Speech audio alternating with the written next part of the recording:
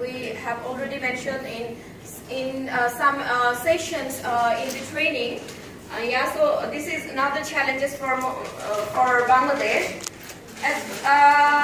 Along with this, drug addiction is another problem for us. And the youth, especially who are frustrated because of unemployment and other issues, even including the political instability, they got addicted by drug and other things.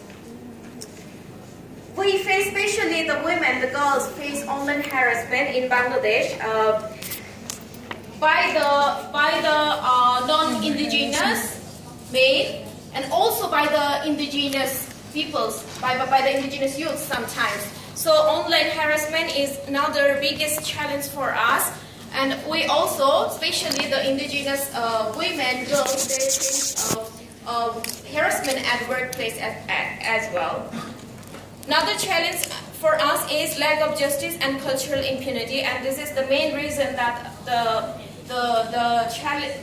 problems is happening again and again in Bangladesh. We cannot remember any cases that we won actually.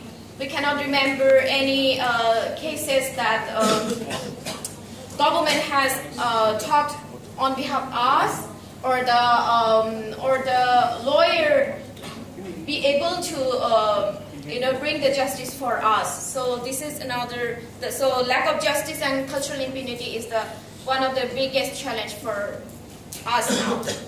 So misrepresentation in media and cultural appropriation is another problem for us.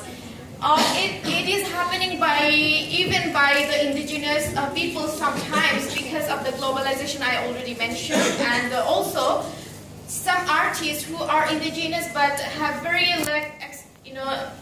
little information about their own culture, who lives in the city areas.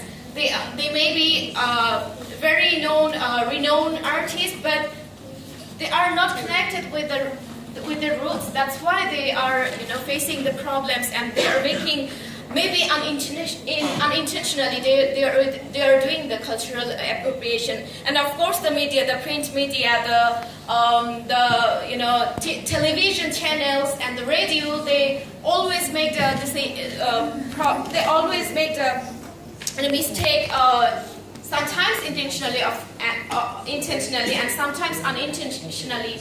They misrepresent indigenous peoples in the media, and sometimes some medias, even if they want to use the word indigenous, some powerful agencies, some powerful stakeholders, they force them to not use the term indigenous, and is trapped in fake relationship with non-IP, non-indigenous people. I mean, especially the men.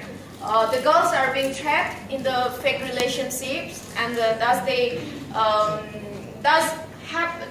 human trafficking happen in Bangladesh. We are also supporting to the prominent researchers in collecting data and information, and also we are trying to educate our indigenous youth on CHG Accord that was signed in 1997 that I already mentioned.